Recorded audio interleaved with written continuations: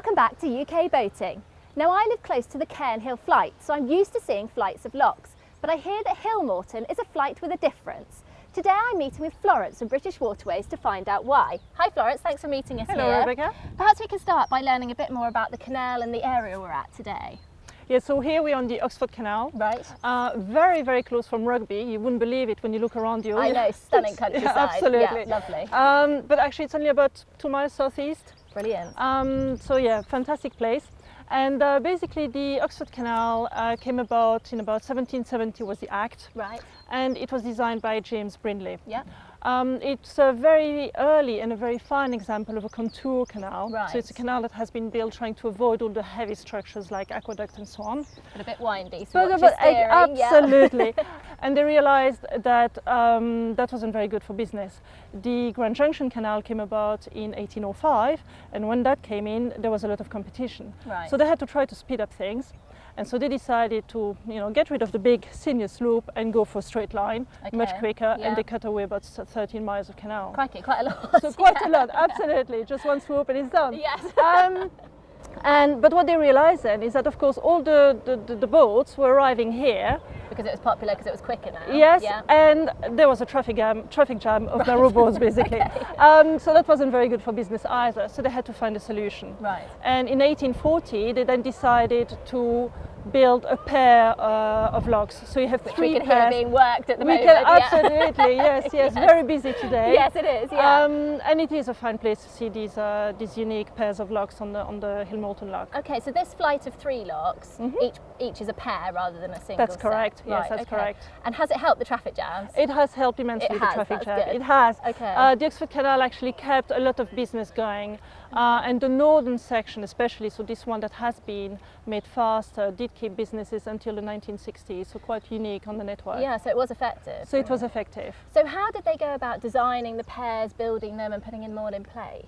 Well, first of all, you can see that there is a paddle in the center. Yes. And basically you have a culvert between the 2 logs. I see. So it acts like a side pond, so you can use water from one to feed into the other. Okay, lock. so water saving. So water saving device. So they were thinking about that back in the day. They were as well. already thinking yeah, about okay. it. Nothing is new. Yeah. Unfortunately, the culvert has been filled in at some point, okay. so we can't use it for that function anymore, Right. which is unfortunate. But so that was quite an interesting feature on these locks. And then the other thing is that we only have 2 cast iron locks on the network, Right. and one is here. On this lock at Hillmorton, and the other one is at Claydon. Wow, so it's pretty special, one of 2. It is very special, Okay. very, very special. And what's the reason for the iron being used as opposed to traditional wood and things? We don't really know why they made that decision. It might have just been because they thought it was innovative and a modern material at the time. Right. But we don't actually know, why. But it was Charles Vignoles who was the engineer in 1828, Right. and who was surveying before they did the short section. So maybe he was involved in that decision. But it is very different. It has a very different look to it as well, and people can have a good view onto the bottom lake, of course, bottom gate, of course. And we have also some gates in the past where we couldn't refurbish them, so we have actually exhibited them so people can see them around to the side of the lock. Okay, so they can have a see look what at was in that. the past. Absolutely. Here. That's quite good. Absolutely. That's interesting.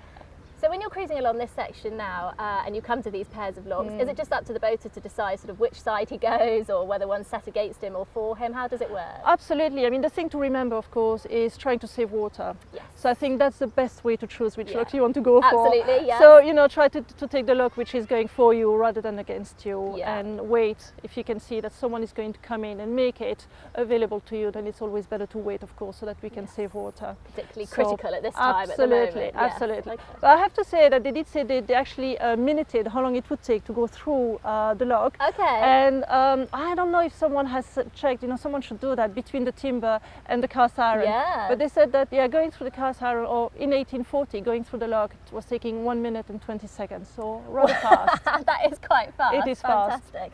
Well, it's a great setup, fantastic location, and wonderful to learn a bit about the history and the workings of it all. Thank you very much, Florence. You're welcome. Thank you.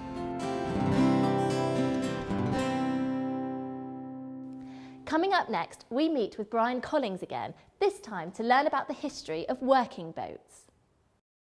In the early days, water was used for moving things about.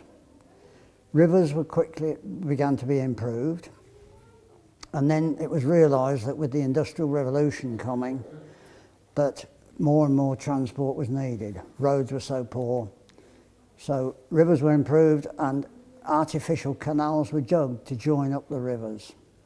They evolved for different reasons. Different types of cargoes needed to be carried about. Rivers were different sizes, some were bigger than others. So the canals themselves were varied in sizes. So that determined the size of boats, because locks had to be built so that canals could go from the rivers up and over the hills and down the other side. And the nature of cargoes were different. For example, special boats, narrow boats, versions of these that we see on the Grand Union, were used for pottery. But pottery wasn't very heavy, but it piled up high, so they were built specially to carry those, whereas other boats could carry dense cargoes and sit down deeper in the water. In the north, the canals were wider because the rivers were wider, and they could carry bulk cargoes like coal. But in the early days, just about everything was taken by water. A horse pulling a boat could keep going all day, carrying much more cargo than, for example, a stage wagon or a cart or a sled on a road on a horse. They were always getting stuck in the mud and that sort of thing. So boats were much cheaper and much more efficient. And then more specialised boats were built for specialist cargo. For example, oil could be transported in special tank boats. Boats were built for carrying stone. Even in the early days of motor cars, they were carried on the canal. But it was a way of getting stuff to and from the docks, from the middle of the country. Coal was one of the most important, both for power, to power industry, and of course for heating. A typical horse boat would keep going all day, and of course people were paid according to how quickly they could deliver the cargo, so the further they could go in a day the better. So quite often they'd keep going a fair distance during the day, early morning, late at night.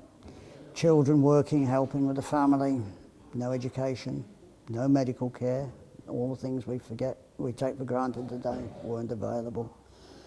But then with motorboats coming, it was much easier than horses.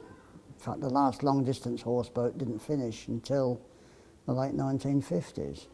When canals first came about, men and boys worked the boats. And then another type of transport quickly came to threaten the canals, and that was the early railways. And that meant that because of competition, they needed to keep the boats moving quicker. And instead of the men and boys getting home to their families, the family moved on to the boats in many cases for the long distance travel. So mum and the children helped to work the boats as well. And this was a way of life that went right the way through carrying on the canals until around about 1970. Many canals, of course, went out of use before that, particularly with the advent of lorries and better roads. For the boats that families lived on, the basic facilities were there. There was a small range, like the old Victorian ranges used to be in cottages. Sanitary conditions were not perhaps what we would think of today, but people managed. This model here is a replica built full size, and it was built by Nurse's Dock at Branston. And it looks exactly the same as the old commercial boats on the Grand Junction Canal. It's a typical narrowboat's cabin. Only about 9 feet long, 7 feet wide. Inside there's a small range. It was pretty small to bring up a family in. Of course, this big tiller here is normally in the upside down way, so you can steer it from standing in the doors.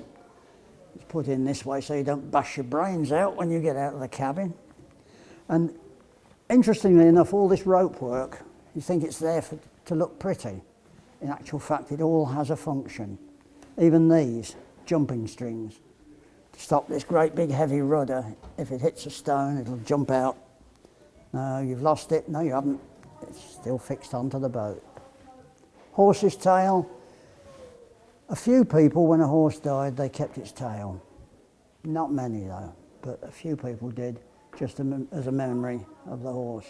Thinking of this boat's cabin and thinking of the past, it's nice to have memories, but it's also nice to know that outside and all over the country, we've got the waterways now for leisure and recreation.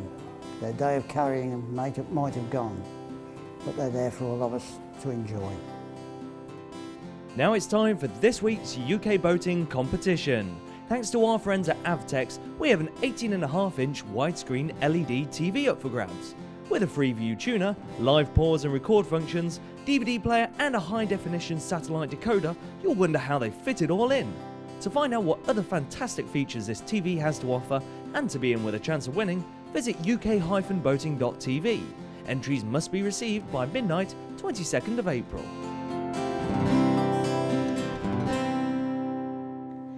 Sadly, that's all we've got time for in today's episode, but I hope you've enjoyed watching our varied features and probably having a giggle at my lack of artistic talent. If you'd like to catch up on any of our previous episodes, have a look online and do keep in touch on Facebook and Twitter. Looking forward to seeing you again next time.